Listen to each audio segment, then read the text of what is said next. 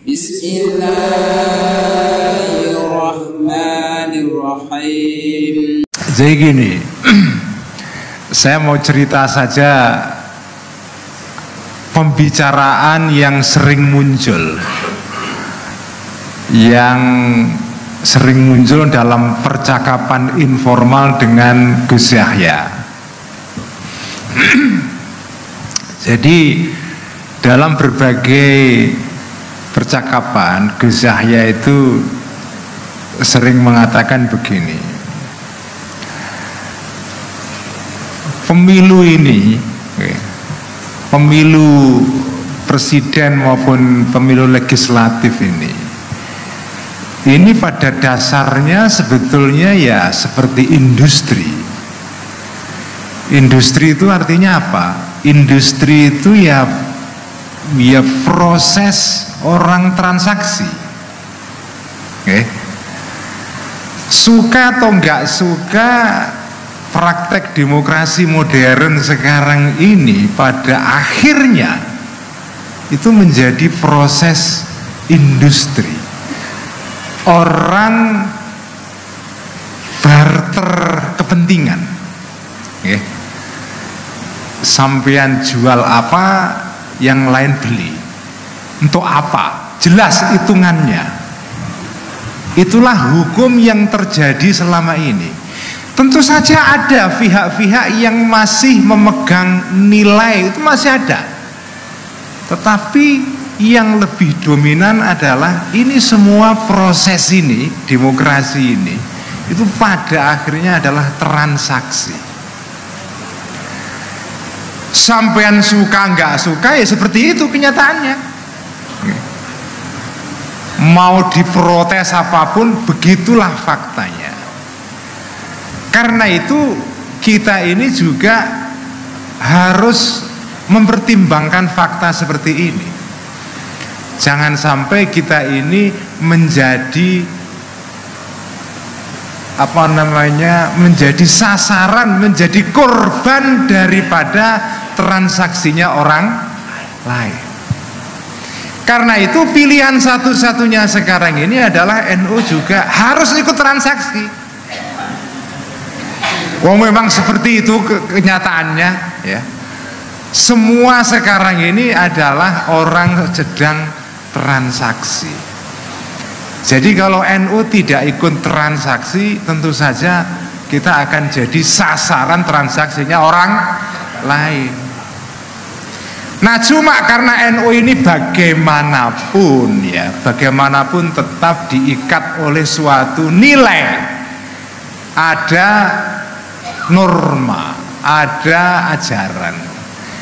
Karena itu transaksinya ini juga harus transaksi yang diikat oleh norma ini. Apa itu normanya? Normanya itu seperti dirumuskan di dalam pedoman berpolitik yang dirumuskan di Muktamar Krapyak tahun 1989, kemudian ditegaskan lagi di dalam Munas kemarin di Pondok Gede, yaitu bahwa apapun ini transaksi yang kita lakukan ini tetap pada akhirnya harus untuk kemaslahatan. Kemaslahatan siapa? Ya kemaslahatan sebanyak mungkin masyarakat dan rakyat Indonesia. Tetapi harus transaksi. Jadi nggak bisa milih itu pakai asobiah emosional. Harus abu sobiah yang transaksional. Jadi harus pakai hitungan, ya. Tidak bisa hanya emosional saja. Hitungannya jelas atau tidak? Hitungannya jelas atau tidak? Dan manfaatnya ini untuk siapa? Kalau manfaatnya terbatas hanya untuk satu kelompok saja, ya tidak bisa. Jadi, dan berkali-kali Gus Yahya mengatakan kalau sudah berpolitik begini, kemaslahatan yang kita pikirkan ini, saya kagum sekali sama Gus Yahya ini karena beliau berkali-kali mengatakan Kalau kita berpolitik di dalam kerangka Indonesia ini sudah tidak bisa lagi mikirnya hanya untuk kemaslahatan orang NU. Kata beliau, kalau Indonesia menang itu NU ikut menang, tapi kalau NU menang belum tentu Indonesia menang. Jadi kalau Indonesia menang dan jaya dan Indonesia emas, itu yang ikut emas juga NU. Kenapa? Karena NU ini lebih dari separuh penduduk Indonesia jumlahnya, ya. Jadi kalau Indonesia menang, NU dengan sendirinya menang. Karena itu memikirkan kemaslahatan Indonesia itu sudah dengan sendirinya, inklusif di dalamnya adalah kemanfaatan NU. Itu berkali-kali ditegaskan oleh beliau begitu. Karena itu memang ya milih ini tidak bisa emosional. Emosional itu misalnya ya karena kekancan itu emosional itu. Karena ya apa namanya, karena sama-sama Jawa Tengah misalnya. Nah, itu emosional itu. Ya itu contohnya saja lah ya. Ya jadi ya, itu namanya asofiyah qobaliyah itu kekabilahan itu ya.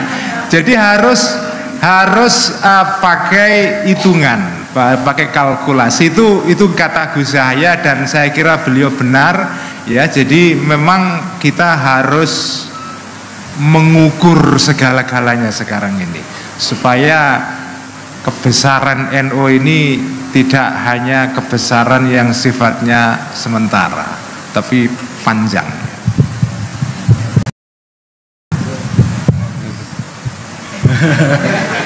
Fatwa Gus.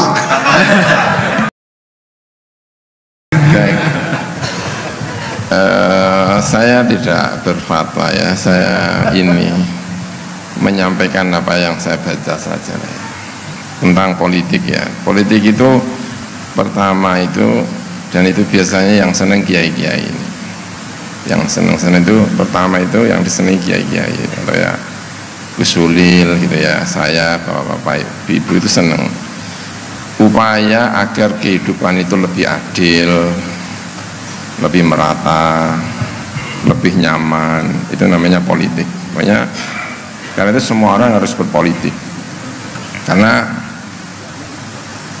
politik itu adalah upaya agar kehidupan itu lebih nyaman, lebih adil, lebih merata, pokoknya enak digunakan untuk bersama. Nah, itu yang pertama, dan itu positif sekali dan semua kita menjalankannya itu.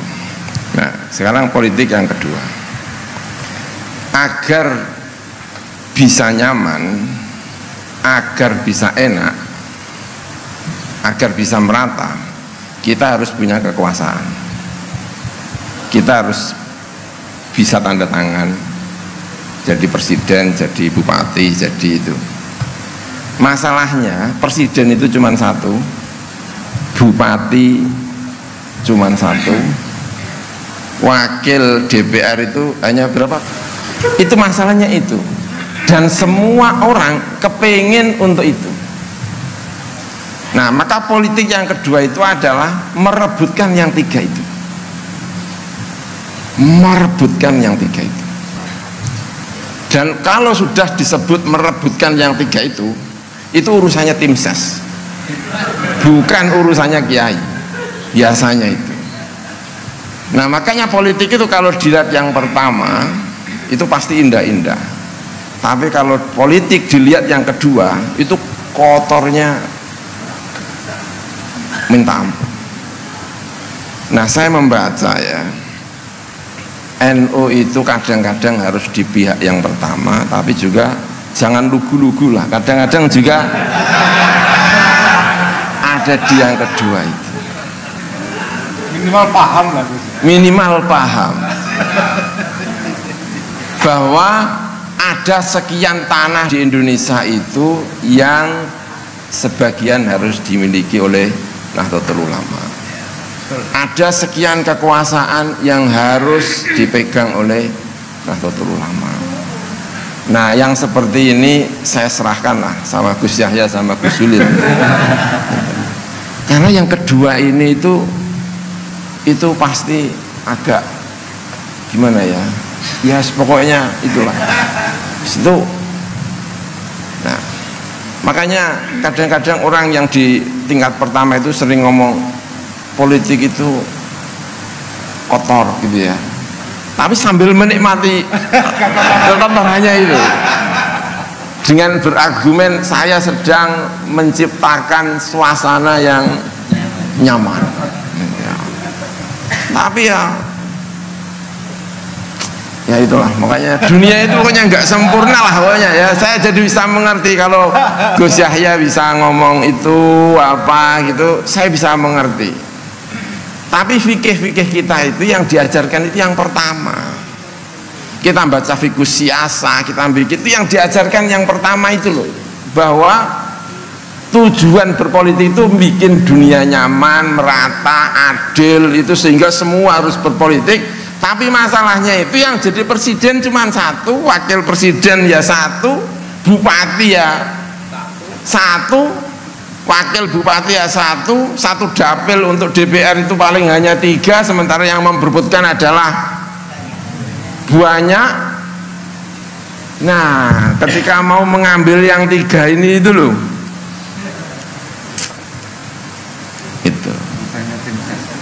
Nah, itu urusannya tim ses. Nah, ya kadang-kadang kita berperan di atas. Nah, NU itu suka bergaya gitu ya. Tahun 1989 di Muktamar Kerapia Etika Berpolitik Nahdlatul Ulama. Itu cerita yang pertama Gus Jalil.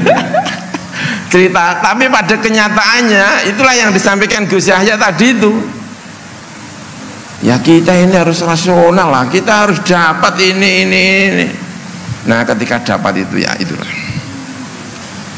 Jadi ya tidak bisa pokoknya sulit, aku juga bingung kalau saya. Baik, saya terima kasih itu, terima kasih. Kita itu butuh kiai yang seperti Gus Gofur ini lebih banyak. Kiai yang memang urusan pokoknya itu nilai-nilai, tetapi ngerti cara kerja tim ses. Nah, itu yang paling penting.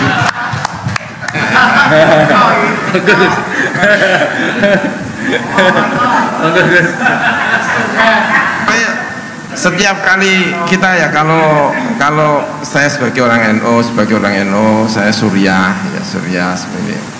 Setiap ketemu dengan pendukung Anies, setiap kali ketemu dengan pendukungnya Pak Ganjar, setiap kali ketemu dengan pendukungnya Pak Prabowo, ya selalu saya sampaikan, lalu kita semuanya menyampaikan, jangan hanya mendukung lah, kamu harus bisa mengontrol, karena kamu kiai, karena kamu ini rugi kalau hanya mendukung. Ya harus tetap seperti tadi, tetap tujuannya adalah mengontrol. Kadang itu kiai-kiai itu kadang-kadang ya bukan ya saya semuanya itu mendukung, tapi ketika jadi itu jangan nggak tahu cara ngontrolnya.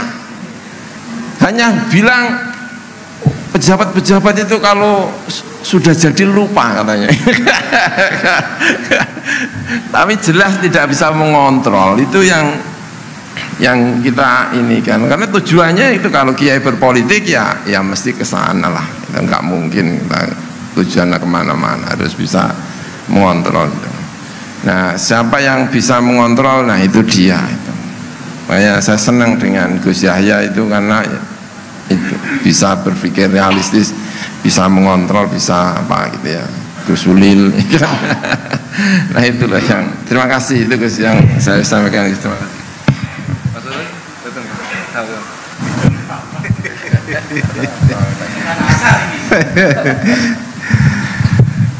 Ini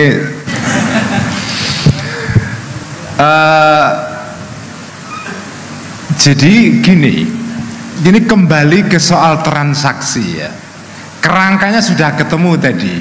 Kerangkanya ini tadi ada, kalau pakai bahasanya Munas kita kemarin, ada politik yang disebut dengan as-siyasah as-samiyah, ada politik pada tingkat tadi itu yang tingkat 1, kemudian ada politik di tingkat 2, di tingkat tim ses ini ya. Nah, PBNU ini bukan partai politik.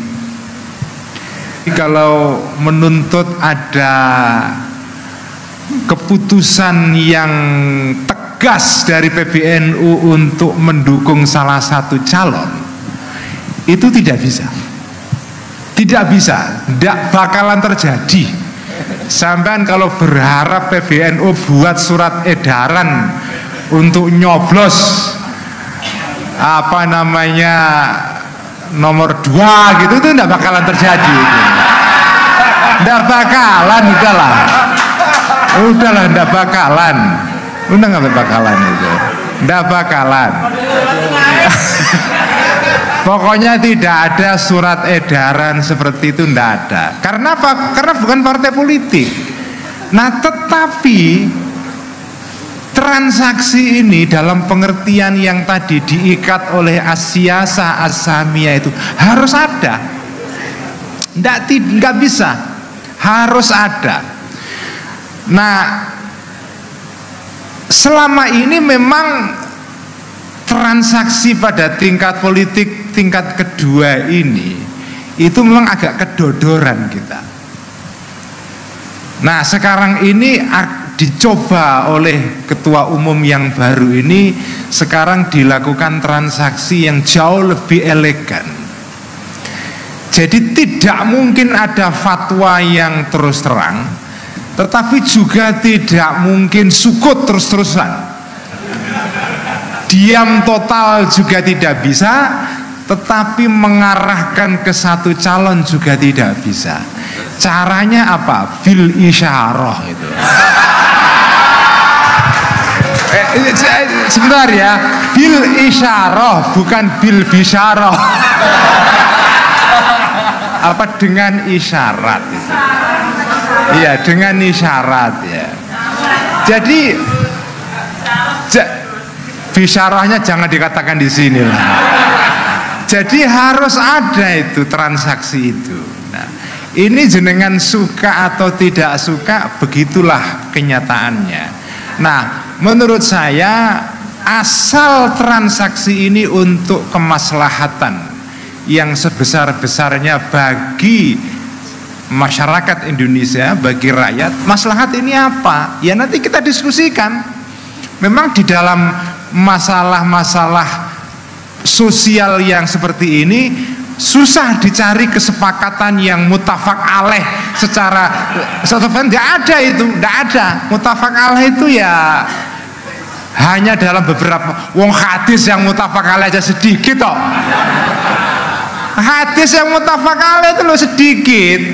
Apalagi dalam masalah-masalah keduniaan seperti ini, mutafak alaihnya sudah pasti sedikit sekali. Tetapi pada akhirnya begini, kalau kita berorganisasi, ini menurut saya kaidah dalam fikih kita yang bagus sekali. Di NU ini harus ada keseimbangan, ada bahtul masail. Sudah diputuskan di PBNU, tiba-tiba ada bahtul masail di sarang, yang keputusannya beda gitu. Nah ini gimana? Nah menurut saya NU ini memang sejarahnya itu lahir dari adanya gerakan-gerakan sosial yang begitu banyak di masyarakat. Ada pesantren-pesantren, ada kiai-kiai yang sudah duluan bikin gerakan sosial, sudah bikin lembaga. PBNU itu kan datang belakangan. Karena itu sejarah PBNU itu beda dengan Muhammadiyah. Muhammadiyah itu seperti perusahaan, bikin perusahaan baru lahir cabang-cabangnya. Kalau NU sudah ada perusahaannya baru dibikin PT-nya. Jadi itu sejarahnya NU, beda dengan Muhammadiyah. Muhammadiyah itu PT lahir baru menciptakan unit-unit usaha. Di dalam NU enggak. Di NU itu sudah ada usaha bertebaran di masyarakat, kemudian dibuatkan PT. Karena itu tidak mungkin sampai mengingkari adanya sejarah lahirnya perusahaan-perusahaan yang sudah ada di masyarakat ini, nggak bisa. Sampai nggak bisa melarang sarang bikin bahthul masail. Jadi bahthul masail di NU itu ya memang begitu, banyak sekali, beda-beda. Tetapi ini kaidah dalam fikih yang bagi saya bagus sekali, hukmul hakim yarfa'ul khilaf. Begitu PBNU sudah memutuskan, itulah putusan yang dipakai. Bukan ya begitu memang. Jadi begitu keputusan hakim mengambil keputusan A, maka yang lain-lain harus ikut. Tidak harus melarang bahthul masail yang ada. Boleh tetap saja ada, cuma kalau sudah diputuskan oleh PBNU maka semua harus taat. Ini sekarang, ini adalah aturan main gerakan yang sekarang sedang dibangun oleh PB yang sekarang. Karena sekarang ini memang masalahnya di NU itu ada bahkan ranting yang rasa PBNU. Itu ada itu. Ranting tapi merasa PBNU, itu kan repot itu. Ranting tapi merasa setara dengan PBNU, itu ada itu ya. Nah ini yang repot. Nah sekarang makanya PBNU berusaha menanamkan ini kaidah ini, kalau bisa menjadi cara berpikirnya pengurus-pengurus PNU sekarang. Hukmul hakim yarfa'ul khilaf. Begitu sudah diputuskan oleh pusat, yang bawah harus ikut semua. Meskipun yang bawah ini tetap bisa mengadakan pertemuan-pertemuan terus, ada bahthul masail terus, ada pembahasan terus, ada musyawarah terus, keputusannya bisa beda-beda. Tapi begitu nanti diambil keputusan oleh pusat, ya semua harus ikut, semua harus taat. Itulah namanya organisasi, dan itulah peradaban. Peradaban itu nggak bisa dibangun kalau tidak ada as-sam'u wa ta'ah. Nggak bisa. Jadi peradaban itu bisa terjadi kalau ada as-sam'u wa ta'ah. Karena gini, manusia itu banyak, keinginannya juga banyak. Kalau ini nggak dikontrol, maka akan terjadi tabrakan-tabrakan. Karena itu harus ada usaha untuk mensinkronkan keinginan-keinginan yang begitu banyak ini. Dan ulama itu sudah ngerti cara kerja peradaban seperti ini, maka bikin kaidah tadi itu, hukmul hakim yarfa'ul khilaf ya. Kemudian ada kaidah lagi yang saya suka sekali dalam fikih itu, kaidahnya mengatakan begini, al-ami la madhabalahu. Orang awam itu tidak punya madhab. Madhabnya siapa? Ya madhab kiainya. Makanya kalau ada orang NU kok mengaku madhab Syafi'i itu majazi, itu nggak hakiki itu. Ya, karena madhabnya orang awam itu ya kiainya. Wong dia ndak ngerti madhab Syafi'i itu aja, apa itu madhab Syafi'i kan ndak ngerti, dalilnya apa juga ndak tahu. Yang ngerti madhab Syafi'i ya santri-santri.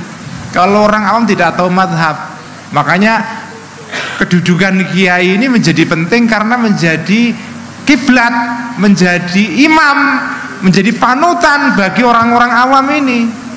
Nah begitulah peradaban ini berlangsung dulu begitu. Tidak mungkin ada peradaban kalau tidak ada gerakan yang terorganisasi. Nah organisasi memang kadang-kadang melibatkan proses-proses yang kalau diukur dari segi moral begitu murni, itu agak gilani memang, agak kurang pantas. Karena memang ya tadi itu di dalam proses mengorganisasi masyarakat itu kadang-kadang ya ada pakai bisyarah, ada isyarah. Nah ya, ada dipukul, ada ditekan, ada di kadang-kadang juga diancem-ancem gitu kan, macam-macam. Itu mekanisme cara kerja bagaimana memastikan adanya organisasi itu. Nah cuma ini semua tetap harus dikontrol oleh sebuah nilai. Tetap saja nilai itu, makanya saya senang sekali kemarin di di Munas NU itu ada satu rekomendasi yang tegas mengatakan bahwa pedoman berpolitik kita itu tetap politik yang as-samiyah, as-siyasah as-samiyah, politik tingkat tinggi, tetapi kita juga ngerti betul bahwa di dalam prakteknya politik ini memang membutuhkan proses-proses. Nah, proses-proses ini tergantung kepada tasarruful imam, kepada kebijaksanaan pemimpin. Ya, tasarruful imam itu manutun bil maslahah, diikat dengan kemaslahatan. Kemaslahatan ini memang kadang-kadang juga subjektif. Ada perdebatan, ini maslahat atau tidak, maslahat buat siapa, maslahat buat si A tidak si B, dan seterusnya. Tidak apa-apa ada perdebatan-perdebatan, tetapi tetap diingat bahwa tasarruf itu ya tetap ikatannya maslahat itu. Ini kan bedanya antara politik NU dengan di luar NU kan. Kalau di NU ini kan ada politik tim ses, ada politik kiai. Nah, jadi kiai tok juga nggak bisa tanpa tim ses juga nggak bisa kalau nggak ada kiai. Jadi dua-duanya lah. Ya, ini sudah pas. Beginilah cara kerja politik yang seperti kata Imam Ghazali, ad-dinu wal mulku tau'amani. Agama dan kekuasaan itu saudara kembar. Ad-dinu aslun wal mulku harisun. Jadi agama itu nilai, mulku itu ya tim ses, kira-kira gitulah. Kerajaan itu tim ses itu tugasnya menjaga para kiai. Jadi kalau ada tim ses kok mengkhianati kiai, itu menyalahi ajaran Imam Ghazali itu. Terima kasih.